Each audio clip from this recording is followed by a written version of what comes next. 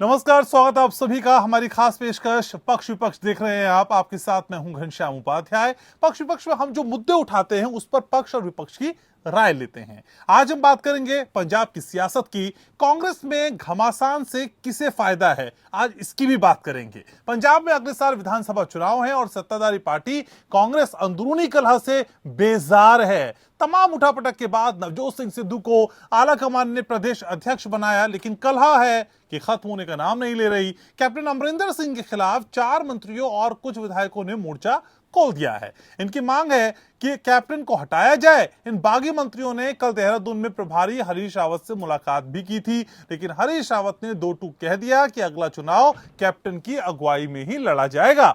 हरीश रावत ने कहा कि नवजोत सिंह सिद्धू एक अलग पृष्ठभूमि से आते हैं। हमने भविष्य को ध्यान में रखते हुए उन्हें कांग्रेस की पंजाब इकाई का अध्यक्ष बनाया, लेकिन इसका मतलब यह नहीं कि पूरी पार्टी उन पर छोड़ दी गई है। एक तरफ पंजाब कांग्रेस के दो दिग्गज टकरा रहे हैं, तो वहीं नवजोत सिंह सिद्धू के सलाहकार कांग्रेस की ओर फजीहत करा रहे हैं। सिद्धू के सलाहकार मलविंदर सिंह माली पिछले कुछ दिनों से ऐसे विवादित ट्वीट कर रहे हैं जिससे विपक्ष को भी सरकार को घेरने का भरपूर मौका मिल गया है। मलविंदर सिंह माली ने पहले जम्मू कश्मीर पर विवादित बयान दिया था, फिर पूर्व प्रधानमंत्री इंदिरा गांधी पर विवादित पोस्ट कर डाली। माली ने कहा था कि जम्मू कश्मीर पर भारत और पाकिस्तान का अवैध कब्जा है। इस बयान पर विपक्ष ही नहीं, खुद सीएम अमरिंदर सिंह ने भी नाराजगी जताई थी। हालांकि तमाम फजीहत के बाद अब हरीश रावत ने संकेत दिए हैं कि ऐसे सलाहकारों के खिलाफ कार्रवाई हो सकती है। रावत ने कहा कि सिद्धू के सलाहकारों को पार्टी की ओर से नियुक्त नहीं किया गया है, ऐसे बयान मंजूर नहीं किए जा सकते। रावत ने कहा कि पार्टी की शुरुआत से यही नीति रही है कि जम्मू कश्मीर भारत का विभिन्न अंग है। कोई भी कि किसी भी पद पर हो, अगर उसने ऐसा बयान दिया है तो यह गैर जिम्मेदाराना है।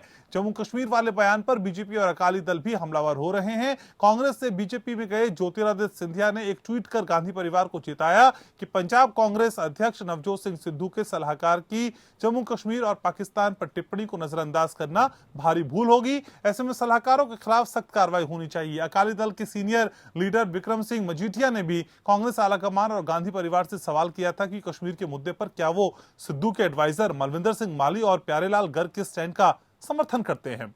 सूत्रों की माने तो कैप्टन के खिलाफ बागी रुख अपनाने वाले मंत्रियों से अमरिंदर सिंह खासे खफा है।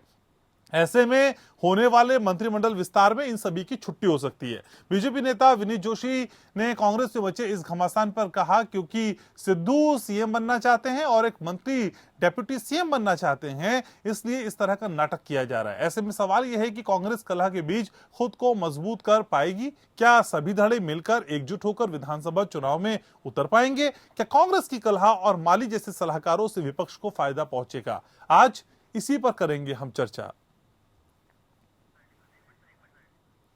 तो पंजाब कांग्रेस में कलह लगातार जारी है। अलग अलग तरीके से अलग अलग मोर्चे पे पार्टी के आला कमान के दखल अंदाजी के बावजूद भी किसी तरह से जो सूरत हाल है वो बदलता हुआ नजर नहीं आ रहा है। लेकिन लगातार कांग्रेस कह रही है कि ये उनका अंदरूनी मामला है और इसे जल्दी सुलझा लिया जाएगा और इस तरह की कोई स्थिति फिलहाल कांग्रेस को पार्टी में नजर नहीं आती। लेकिन सच है कि जो छुपता नहीं है रह रहकर बाहर सामने आता है। सिद्धू और अमरिंदर की खींचतान अब जग जाहिर हो गई है। चौराहे पे आके इसकी चर्चा होने लगी है, एक दूसरे से नोकझोंक होने लगी है और एक दूसरे के खिलाफ अब कॉन्स्पिरेसी भी हो रही है, पृष्ठभूमि भी तैयार की जा रही है, एक दूसरे को हटाने का प्रयास भी किया जा रहा है। नवजोत सिंह सिद्धू लगातार ये कोशिश कर रहे हैं कि जो सीएम की कुर्सी है वो उनको मिल जाए, लेकिन लगातार प्रयास के बावजूद भी खुद हरीश रावत साहब ने, जो कि प्रभारी हैं पंजाब कांग्रेस के, उन्होंने कह दिया है कि अमरिंदर सिंह की कैप्टनशिप में ही ये आने वाला चुनाव लड़ा जाएगा।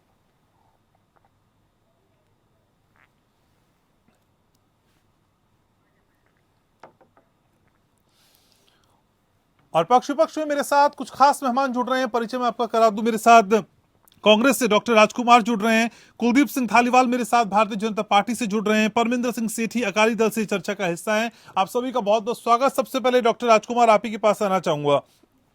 तो राजकुमार जी, ऐसा लगा था कि सिद्धू को कांग्रेस प्रमुख बनाने के बाद पंजाब में स्थितियां सुधर जाएंगी, लेकिन ये स्थितियां हैं कि सुधरती नजर नहीं आ रही। इसकी वजह क्या है? ये सूरत हाल कब बदलेगा? ऐसी कोई परेशानी वाली बात नहीं है। यहाँ कभी कभी विचारों की लड़ाई होती है और हमारी पार्टी में डेमोक्रेसी है। यहाँ तक सवाल इस बात का है जिसको लेकर पूरा देश और पूरी कांग्रेस पार्टी ने नाराजगी प्रकट की है उनके एडवाइजरों को लेकर के, क्योंकि उनके अपने इंडिविजुअल एडवाइजर हैं, वो कांग्रेस पार्टी की ऐसे पॉइंट किए हुए एडवाइजर नहीं है। और उसको लेकर के कांग्रेस हाईकमान ने तो स्पष्ट तौर पर कह दिया है कि फौरी तौर पर उन्हें बाहर का रास्ता दिखाएं। ये कांग्रेस की विचारधारा के खिलाफ बात है और मुझे पूरी उम्मीद है कि नवजोत सिंह सिद्धू जल्दी इससे छुटकारा पाएंगे। हरीश रावत साहब से भी लोग मिलने के लिए देहरादून पहुंच गए। कुछ नाराज विधायक थे जो कह रहे थे कि कैप्टन अमरिंदर को हटाइए, सिद्धू को लाइए। हालांकि हरीश रावत ने उनको एंटरटेन नहीं किया और बता दिया कि अमरिंदर साहब की कैप्टनशिप में अगला मैच लड़ा जाएगा। लेकिन सर, ये भी तो समझाइए, ये लोग आखिर अमरिंदर जी के खिलाफ क्यों हो गए हैं? ये लगातार जो धड़ है वो सक्रिय क्यों होते जा रहा है? देखिए, एक बात बड़ी स्पष्ट है, अगर आप ये कहें कि 4 मंत्रियों की अपनी जो प्रॉब्लम है वो नाराज हैं, तो टोटल 17 के 17 हमारे मंत्री हैं और 13 मंत्री को तो कोई परेशानी नहीं है। अगर 10 या 20 एमएलए को कोई अपनी नाराजगी है तो 80 एमएलए हैं, करीब 60-65 एमएलए को तो कोई परेशान करने के लिए तो 4 ही काफी हैं। 4 ने नाक में दम किया हुआ है, सिद्धू साहब अलग से हैं। सर, इनको इग्नोर नहीं कर सकते ना, हिस्सा है ना वो भी आपकी सरकार का। ऐसा ऐसा ऐसा कोई कांग्रेस का नकदम नहीं होता है। और ये मैंने आपको ये कहा कि हमारे साथी हैं और जल्दी उनको समझा लिया जाएगा। वो जल्दी अपने कांग्रेस की विचारधारा कब समझाएंगे सर? चुनाव सामने आके खड़ा हो गया है, चुनाव से पहले इस तरह का मतभेद है। मतभेद भी नहीं, मनभेद लगता है मुझे तो कई बार। ये मनभेद की स्थिति कैसे सुधरेगी डॉक्टर राजकुमार, आप अच्छे से जानते हैं सर। स्थितियां इतनी आसान नहीं है जितना प्यार से आप मुझे समझा रहे हैं। नहीं, आप देखेंगे, आपके सामने हो जाएगा। और आप ये देखते हैं कि भैया जो दूसरी पार्टी है, हमें कोई कहने किसी पार्टी से नहीं है और ना ही हमें कोई ऐसी परेशानी है, क्योंकि लोग जानते हैं कि कैप्टन अमरिंदर सिंह की सरकार ने जितने का वादे किए थे उनको निर्मूल पूरा किया है। कोई फर्क नहीं पड़ता सर, आपके अंदर तो इतने झगड़े हैं, उनको पहले सॉर्ट आउट कर लीजिए। बाकी उपलब्धियां तो बाद में बताएंगे ना। आप लोगों को ये तो कन्विंस कर लीजिए हम सब साथ में हैं। पंजाब कांग्रेस को अलग अलग टुकड़े में दिखाई देती है। ये सारी बातें आपकी बेमानी हो जाती है। डॉक्टर राजकुमार, मैं आपके पास लौटूंगा, आप मेरे साथ रहिए। कुलदीप सिंह धालीवाल मेरे साथ हैं भारतीय जनता पार्टी से। तो धालीवाल साहब, कांग्रेस की इस कलह में, इस अवसर में, इस आपदा में कुछ दिखाई देता है अपने लिए? नहीं, ये कोई अवसर और आपदा की बात नहीं है। बेसिकली ये बात पंजाब का वोटियों को अब समझ चुका है कि जो कांग्रेस छलावा कर रही है, कांग्रेस एक बहुत बड़े इलाके सारा पंजाब को ठगने के तरफ बढ़ रही है। राजकुमार वेरका बहुत सीनियर कांग्रेस लीडर है, मैं उनका बहुत सम्मान करता हूँ। और मैं ये सम्मान में ये बताना कि ये जो हो रहा है, पहले जो वादे अभी कि हमने तो वादे पूरे कर दिए। अरे भाई, आपने कौन से वादे पूरे किए? ना तो आप किसी का कर्जा माफ कर सके, ना घर घर नौकरी दे सके। जब कुछ हुआ नहीं, जाखड़ साहब ने, वेरका साहब जरूर जवाब दी, जाखड़ साहब ने जिस दिन साहब स्टेज पे आए थे पहले दिन का, जब उनका भाषण था, तो जाखड़ साहब बोले कि ये जो धरने दिल्ली पे हैं और बीजेपी वालों के घरों पे हैं, ये धरने हमारे दरवाजों पर होने थे कि हमने बड़ी चालाकी से दिल्ली की तरफ मोड़ दिए। तो मतलब वहां से साबित हो गया। और सिद्धू साहब क्या बोलते हैं कि गन्ने का रेट जो है बीजेपी प्रदेशों में अच्छा है, उसके बराबर कर दो। मतलब दोनों जो इनके प्रधान है, पूर्व प्रधान, मौजूदा प्रधान, दोनों ने बता दिया कि क्या दशा और क्या मंशा है कांग्रेस। और मैं सम्मान पूर्वक वेरका साहब से ये पूछना चाहता हूं कि जो जाखड़ साहब ने कहा है वो क्या सच है? क्या आपने वैसा ही किया? क्योंकि हमें पंजाबियों को लग रहा है, और जो अभी आप कर रहे हो उसी दिशा में कर रहे हो। दोनों मुख्यमंत्री और प्रधान लड़ लड़ के लोगों का ध्यान खींचने की कोशिश कर रहे हैं कि आप अपनी समस्याओं को भूल जाओ, हमारे वादों को भूल जाओ, और हम नया जिनका दिखाएंगे वो सिद्धू साहब दिखाएंगे, कैप्टन साहब को बेकार हो चुके हैं। इस तरफ जो है कांग्रेस जा रही। ठीक है, सेठी साहब भी मेरे साथ हैं, परमिंदर सिंह सेठी साहब अकाली दल से। तो सेठी साहब, क्या विपक्ष बेहद शिद्दत से इंतजार कर रहा है कि कांग्रेस की कलह थोड़ा और आगे बढ़े, थोड़ा और परवान चढ़े, क्योंकि कांग्रेस की कलह विपक्ष को फायदा पहुंचाने का काम कर सकती है? नहीं, देखिए मैं आपको एक बात बताता हूँ कि कांग्रेस पार्टी है, भारतीय जनता पार्टी है या अकाली दल है, अगर ये उनका एक इंटरनल मामला हो सकता है, हम्म। लेकिन हर पार्टी के अंदर, हर संगठन के अंदर डिफरेंस ऑफ ओपिनियन होता है। लेकिन जब डिफरेंस ऑफ ओपिनियन जो है बंद कमरे के अंदर सॉर्ट आउट होता है, हम्म। जब उसकी एक पब्लिक स्टेटमेंट दी जाती है, प्रेशर पॉलिटिक्स करा जाता है और उसका एक तमाशा बनाया जाता है, जिससे पॉलिटिक्स और पॉलिटिशियन का जो इमेज है, जो किरदार है जनता के बीच में, बड़ा गलत कर जाता है। आज का जो यूथ है वो पॉलिटिक्स और पॉलिटिशियंस को अच्छी नजर से नहीं देखता। हम सब पार्टी के कलेक्टिव जिम्मेवारी है कि हम अपने किरदार को पॉलिटिक्स के और पॉलिटिशियन के किरदार को बुलंद करें और उसमें ऐसा करें कि जिसमें हर व्यक्ति हमारी रिस्पेक्ट करे। जब ये तमाशा हो जाता है जिसके अंदर एक राजनीतिक और प्लाट राजनीतिक महत्वता नजर आती है।